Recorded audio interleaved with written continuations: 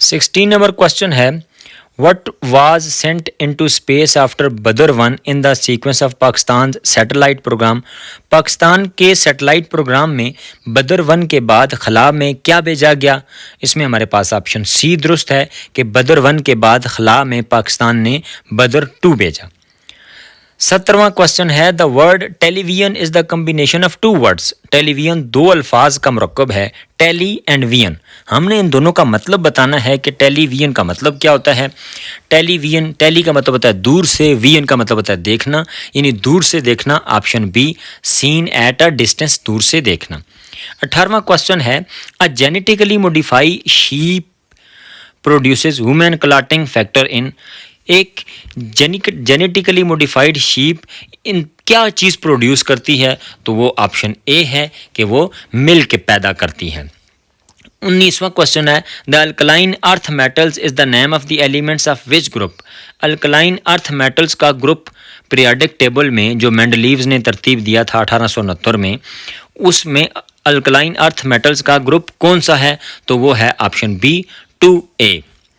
What is the color of the iron oxide form on the cut apple? हम जब एक सेब के ऊपर कट लगाते हैं तो उसके ऊपर जो आयरन ऑक्साइड बन जाता है उसका कलर कौन सा होता है? तो हम देखते हैं कि जब सेब को आप छुरी वगैरह से, चाकू वगैरह से काट कर कुछ अरसे के लिए रख दें तो फिर वो येलो ब्राउन हो जाता है, और ऑप्शन सी यही है। 21 है, rock candy is the best example of. Rock candy किसकी बेहतरीन मिसाल है? तो ये option C, super saturated solution की मिसाल है। सुपर सैचुरेटेड सोल्यूशन ऐसा सोल्यूशन होता है कि जिसमें किसी भी सोल्यूशन में जो सॉल्वेंट होता है उसकी मैक्सिमम कैपेसिटी से भी ज़्यादा सोल्यूट को हल किया जाता है। अब मैक्सिमम कैपेसिटी से भी ज़्यादा सोल्यूट को हल करने के लिए हम उसके टेम्परेचर को इंक्रीज़ करते हैं, तो तब वो सुपर सैचुरेटेड सोल्यूशन बनता है। 22वां क्वेश्चन है, cobalt chloride paper is use to demonstrate which of the following process in plants. पौधों में किस प्रोसेस को कोबाल्ट क्लोराइड पेपर के ज़रिए डेमोन्स्ट्रेट किया जाता है? तो ये है ऑप्शन ए, ट्रांसपरेशन। जो पौधों के अंदर ट्रांसपरेशन होती है, जो पौधों के पत्तों के अंदर से जो एवोपरेशन के ज़रिए हवा, वाटर के वेपर्स निकलते हैं, इसको कोबाल्ट क्लोराइड पेपर से डेमोन्स्ट्रेट किया जाता है। 23वां क्वेश्चन है, chemical change take place only when matter change to become entirely different kind of matter. Chemical change वो चेंज होती है कि जिसमें एक मैटर मुकम्मल तौर पर एक दूसरी कोई शक्ल अख्तियार कर लेता है, कोई दूसरी चीज़ बन जाता है। Which one of the following is a chemical change. मंदरजा झैल 4 ऑप्शंस में से कौन सा केमिकल चेंज है? चेंज की 2 किस्में हैं, एक है केमिकल चेंज, एक है फिजिकल चेंज। तो हमने बताना है कि केमिकल चेंज कौन सा है। Dry ice sublimation physical change है, ब्रेकिंग एग फिजिकल चेंज है, और ऑप्शन डी कटिंग हेयर ये भी फिजिकल चेंज है। जबकि ऑप्शन सी बेकिंग केक यानी केक को पकाना, केक को बनाना, ये केमिकल चेंज है, दुरुस्त ऑप्शन है। 24वां है, grafting is a technique of combining 2 plants. Grafting यानी जो जिसको हम कहते हैं कलम लगाना, किसी एक दरख्त की शाख को काट कर किसी दूसरी दरख्त की शाख के ऊपर लगाना ताकि फिर वो उस दरख्त के साथ हिस्सा बन जाए, इसको ग्राफ्टिंग कहते हैं। ये एसेक्सुअल रिप्रोडक्शन का तरीका है प्लांट्स के अंदर। तो ग्राफ्टिंग ये एक टेक्निक है 2 प्लांट्स को जोड़ने की। The 2 parts involve in grafting are, जो दोनों पार्ट्स इन्वॉल्व होते हैं ग्राफ्टिंग में, यानी जिस टहनी के ऊपर लगाया जाता है और जो नई टहनी लगाई जाती है, इन दोनों के नाम क्या हैं? तो इन दोनों के नाम हैं option B, root stock and scion. यानी ऑप्शन बी, रूट स्टॉक वो वाला होता है कि जिसके ऊपर हम वो कलम लगाते हैं, और सीन वो वाली टहनी होती है कि जो हम किसी दूसरे दरख्त से काट कर किसी नए दरख्त के ऊपर लगाते हैं। 25वां है, which of the following part of seed gives rise to shoot. हमने बताना है कि ये नीचे सीड के 4 पार्ट्स बताए गए हैं, इनमें से कौन सा ऐसा है कि जो शूट सिस्टम यानी आगे कॉम्पोल और तने वगैरह बनाता है? तो इसमें ऑप्शन बी दुरुस्त है कि प्लूम्यूल ये शूट सिस्टम बनाता है। रेडिकल से जड़ बनती है, माइक्रोपाइल वो छोटा सा सुराख होता है जो बीज के ऊपर होता है, जबकि टेस्टा ये इसका सीड कोट होता है जो कि अंदर वाले हिस्सों की हिफाजत करता है। अगला क्वेश्चन है, the diameter of the moon is, moon का चांद का डायमीटर कितना है? तो चांद का डायमीटर 3474 किलोमीटर है, जिसको हम राउंड ऑफ करें तो 3500 किलोमीटर बनता है। Which philosophy of curriculum emphasizes the creation and execution of plans clearly aimed at achieving goals such as human welfare and democratic decision making. तो ऐसी फिलासफी ऑफ करिकुलम के जो इस तरह की चीज़ों पर एम्फसाइज करती है उसको हम कहते हैं ऑप्शन डी रिकंस्ट्रक्शनिज्म।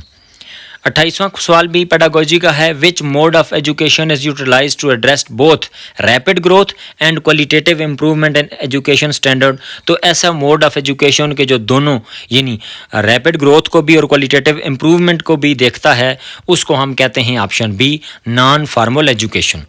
29 नंबर क्वेश्चन है। Which document adopted by the United Nations General Assembly in 1948 states that everyone has the right to education। 1948 में जो UNGA ने एक डॉक्यूमेंट बनाया था कि जिसके मुताबिक हर एक बंदे को हक है कि वो तालीम हासिल करे। तो हमने बताना है कि ये इस डॉक्यूमेंट्स को क्या कहा जाता है। तो इस डॉक्यूमेंट को कहते हैं UDHR यानी universal declaration of human rights, option A. In which constitution were both Urdu and Bengali declared as national languages.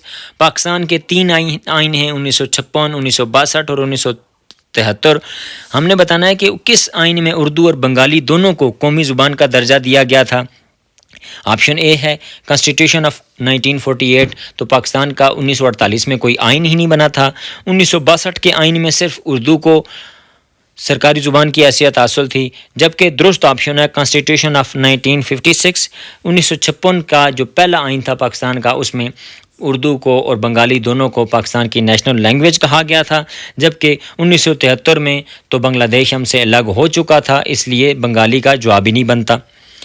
31वां question है। What natural barriers separate China from the rest of the world. वो कौन से natural barriers हैं कि जो China को बाकी दुनिया से अलग करते हैं। तो वो हैं option B mountains, deserts, jungles and oceans.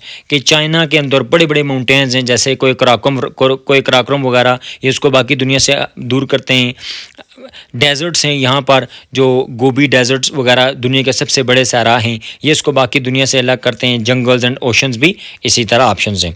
32वां question है। Which governor general of Pakistan served right before Sikandar Mirza. Sikandar Mirza से फ़ौरन पहले पाकिस्तान का गवर्नर जनरल कौन था। पाकिस्तान की हिस्ट्री में 4 गवर्नर जनरल गुजरे हैं। पहले थे क़ायद आज़म, ऑप्शन ए है। दूसरे थे ख्वाजा नाज़मुद्दीन, ये ऑप्शन बी है। तीसरे थे ग़ुलाम मोहम्मद, ये ऑप्शन सी है। और चौथे थे ग़ुलाम सिकंदर मिर्ज़ा, ये चौथे और आखिरी गवर्नर जनरल थे। तो सिकंदर मिर्ज़ा से पहले तीसरे गवर्नर जनरल ग़ुलाम मोहम्मद थे, option C. Liaquat Ali Khan governor general नहीं थे बल्कि वो पाकिस्तान के पहले वज़ीर आज़म थे। 33वां क्वेश्चन है। When was the objective resolution adopted. Objective resolution यानी करारदाद मकासद कब अडॉप्ट की गई। तो करारदाद मकासद चूँकि 1949 में अडॉप्ट की गई, इसलिए ऑप्शन सी मार्च 12, 1949 दुरुस्त है। 34वां क्वेश्चन है। The structure of the government is based on how many parts.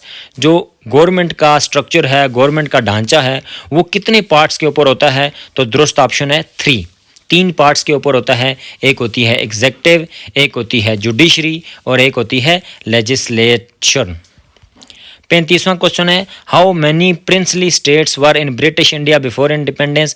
आज़ादी से पहले ब्रिटिश इंडिया में यानी जो अंग्रेज़ों के ज़ेर तसल्लुत इंडिया था उसमें कितनी प्रिंसली स्टेट्स थीं यानी आज़ाद रियासतें थीं जिनके ऊपर बादशाह वगैरह हुकूमत करते थे।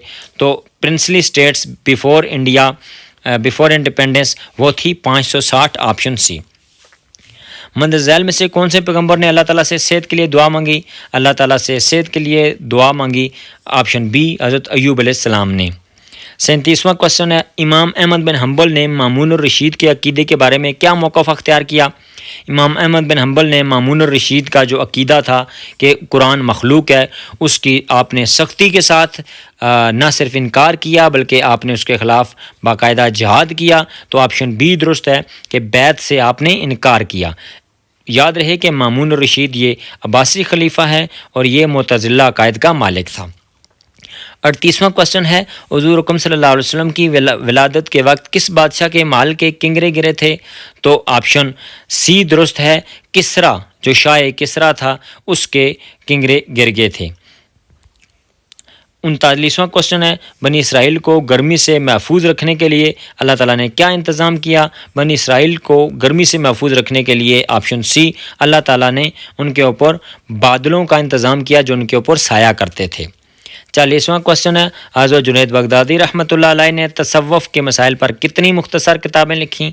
ऑप्शन सी, तकरीबन 30 किताबें लिखीं।